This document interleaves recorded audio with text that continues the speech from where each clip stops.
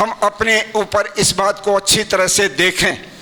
हम कितने आर्ष शिक्षा को मानते हैं? हमारे में से कितने लोगों के बच्चे आर्ष शिक्षा के गुरुकुलों में पढ़ते हैं? इसको हम अच्छी तरह से देखें। हम कितने वर्णाश्रम व्यवस्था को मानते हैं कि हमारे परिवारों के अंदर हम बेटी और रोटी का संबंध वर्ण के आधार पर करेंगे, ना कि अपनी जाति के आधार पर। आज तक 150 साल में आर्य समाज ने इस दिशा में प्रमुख रूप से एक आंदोलन के रूप में अभियान नहीं चलाया।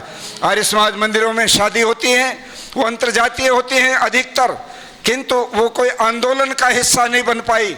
हम लोग वर्ण के आधार पर अच्छे योग्य गुण कर्म स्वभाव के आधार पर लड़का और लड़की का चयन करके यदि शादियों को आगे बढ़ाते तो वर्णाश्रम की बात हम जो कहते हैं उसको हम पूरा करते।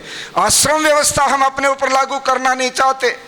हमारी उम्र घर में पूरी बीत जाती है, किंतु ना वानप्रस्थ ना सन्यास। हम कहाँ ऋषि दयानंद की जितनी भी मान्यताएं हैं, पहले हमको अपने ऊपर ये लागू करना पड़ेगा कि हम उनको कितना पालन कर रहे हैं।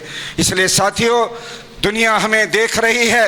एक समय था जब अनपढ़ आदमी को भी ऑनरेरी जज बनाया जाता था। आर्य समाजी को सारी की सारी जुडिशरी ये मानती थी कि ये आर्य लिखता है, ये सच्चा आदमी है, झूठ नहीं बोल सकता, आर्य झूठ नहीं बोला करते, इसलिए इसको ही अधिकार दिया जाए। ऐसी प्रतिष्ठा जो हमारी रही है, उसी के कारण से आज हम और आप लोग ओम के झंडे अपने हाथों में थामे आगे बढ़ रहे हैं। किंतु और आगे बढ़ना है। 25 साल और हमारी संस्था के जब 100 साल होंगे, वो एक बड़ा एजेंडा हमारे पास है।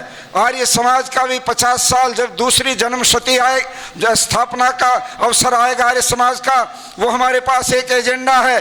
अब आर्य समाज किन मुद्दों पर काम करे, इस प्रकार से हम लोगों को कुछ वर्तमान ढांचे के अंदर चिंतन मनन करने की जरूरत है। विद्वान जा रहे हैं और नए विद्वान आ नहीं रहे हैं। मुझे आदरणीय दीनदयाल जी जो डॉलर फाउंडेशन के अध्यक्ष हैं और आर्य समाज के बहुत बड़े प्रतिष्ठित दानवीर हैं, पिछले दिनों वो मेरे पास आए, काफ़ी देर हम इकट्ठे बैठे। उन्होंने मुझे कहा, स्वामी जी शास्त्रार्थ महारथी तैयार कराओ। गुरुकुल तो बहुत चल रहे हैं, परंतु गुरुकुलों में शास्त्रार्थ महारथी नहीं निकल पा रहे हैं। अलग से कोई एक ऐसा विंग बनाइए कि 10, 20, 50 नौजवान अच्छे बढ़िया प्रभावशाली वक्ता, तार्किक और सिद्धांत के जानकार तैयार हों। किसी भी बड़े प्रोफेसर विद्वान को रखिए, उस पर जो भी कुछ व्यय होगा हम उस पर करने को तैयार हैं, किंतु भविष्य के लिए कुछ ना कुछ ठोस काम आर्य समाज के लिए होना जरूरी है, जो अभी नहीं हो पा रहा है।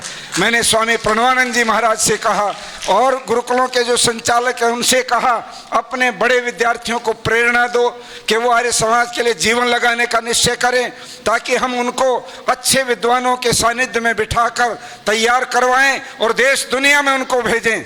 आप आश्चर्य करेंगे कि जब हम बाहर जाते हैं तो वहाँ पर कई जगह मुझे ये सुनने को मिलता है और बड़ा आश्चर्य भी होता है कि हमारे ही वहाँ पर कई जो पंडित हैं, वो कहीं शिव पुराण की पढ़ने की जरूरत पड़े तो वो भी पढ़ के आ जाते हैं, कोई और करने की जरूरत पड़े तो वो भी करके आ जाते हैं। आखिर क्यों?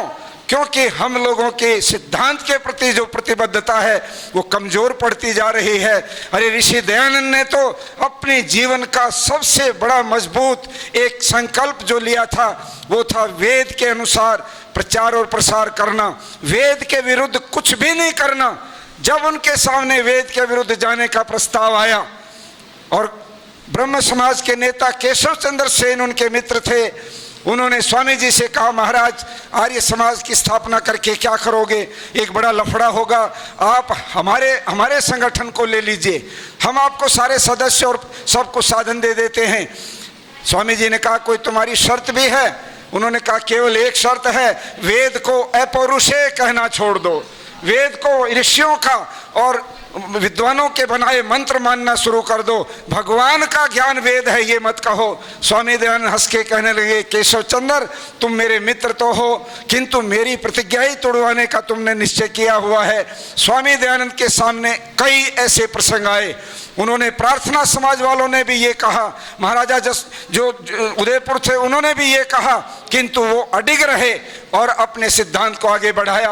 आओ हम निश्चय करें कि हम वेद की मान्यताओं को ही प्रचारित प्रसारित करने में अपनी शक्ति लगाएंगे और अपनी संस्थाओं का मूल्यांकन करके, अपने व्यक्तिगत जीवन का मूल्यांकन करके, जहां जहां अभी तक आलस्यवश कुछ चीजें छूटी हुई हैं उनको अपने जीवन में जोड़ते हुए, आचरण को बढ़िया सुंदर बनाते हुए आगे बढ़ेंगे तो दुनिया हमारे साथ आएगी और चारों तरफ इस बात की आवाज उठेगी कि जो बोले सो अब है, वैदिक धर्म की जय।